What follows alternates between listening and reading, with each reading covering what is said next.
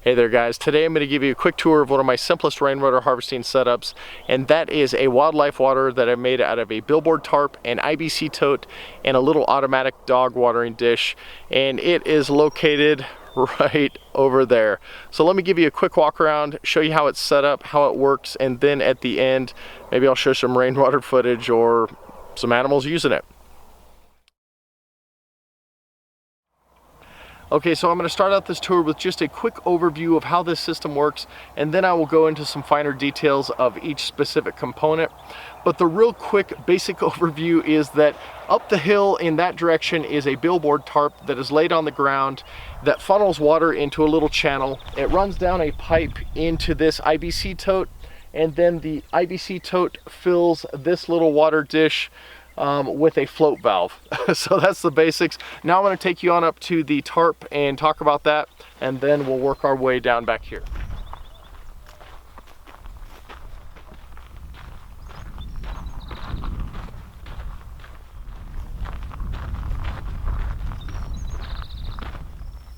So now we're at the highest point of the system elevation wise, and what I believe is the most beautiful aspect of the system, the billboard tarp. Just kidding, I know it's an ugly tarp, but it will eventually get covered with some gravel. But yes, this is the highest point in the system, as well as the starting point where the rainwater gets collected.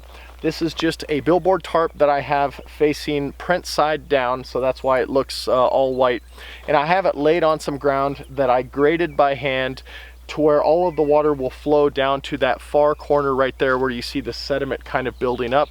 From there it collects in a little pooled fashion, and then there is a pipe that protrudes through there. It's a 1-inch pipe with a little screened inlet to keep all the extra sediment and leaves and other things out, and that will eventually go down the pipe to the Ibc Tote. And here's just a closer look at the corner of the tarp where the water drains to.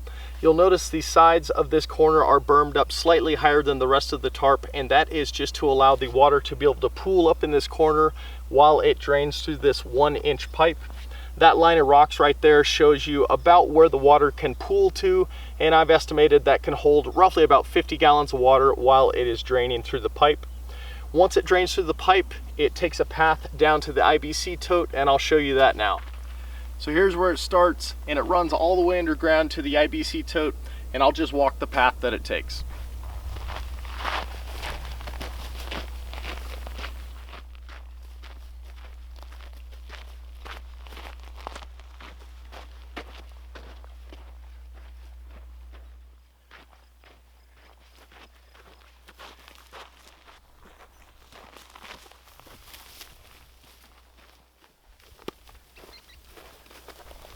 So here is where the pipe comes out of the ground and meets up with the Ibc Tote.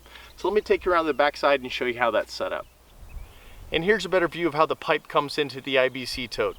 It runs around this tree, makes a bend right here, and then runs along the backside of the tote with a pipe coming up to the top of the tote and then filling into the top cap. The way this happens is simply elevation difference. The inlet where the tarp side is probably about 2 to 3 feet higher than this outlet. So there's no pumps or anything like that. It's just simply the water pressure of the gravity change and the elevation difference. Down here I have a clean out that I can turn and drain the entire system in case it is going to freeze or something like that, or I need to do maintenance. But that's pretty much it. Moving on over to the tote, this is just a standard 275 gallon Ibc Tote that I have painted with a paint that will bond to plastic. I did this for a couple of different reasons. One was just to make it blend in and look better, but two, it was to help protect the plastic as well as block the light and keep algae from growing inside. And the rest of it is pretty much just a standard Ibc Tote. So now I'll talk about the fittings that run to the waterer. The fittings that run from the bottom of the Ibc Tote to the water are a bit of a hodgepodge, but here's a rundown of what I used. Coming from the Ibc Tote, I've used a 2-inch threaded to slip connection that connects to a 2-inch to 3/4 inch reducer, and that connects to a 3/4 inch hose fitting.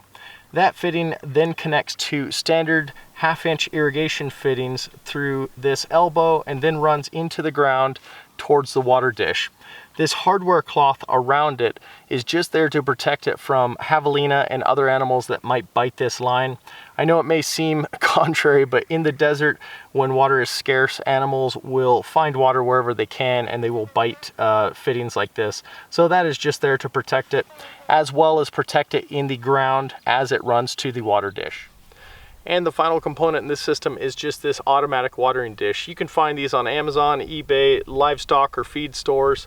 But essentially it is just a dish with a float valve. This one has the float valve behind this piece of plastic for protection.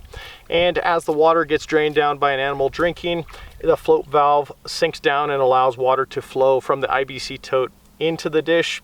Works perfectly. And then I've just surrounded it by rocks as well as some more hardware cloth to protect, again, that plumbing fitting or the plumbing line that comes in here, just so that animals don't damage it.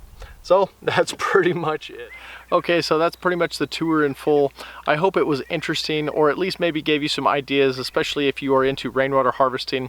A system like this could be used obviously for wildlife, as I've shown here, for your dogs or for livestock, whatever, or just to collect water to use in a garden plot or something like that.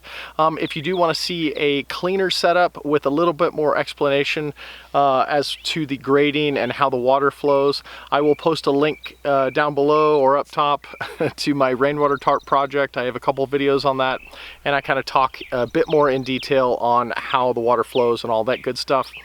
And as always, check me out on Instagram if you want to see some of the behind the scenes projects. And then stay tuned for the next rainwater harvesting video, which will be in the next couple of weeks. That is my rain roof project. It is much cleaner looking, not quite as janky as that tarp, or gross looking as that tarp is up there. But anyway, as always guys, I appreciate it. Give me a thumbs up if you like this, and we will see you next time.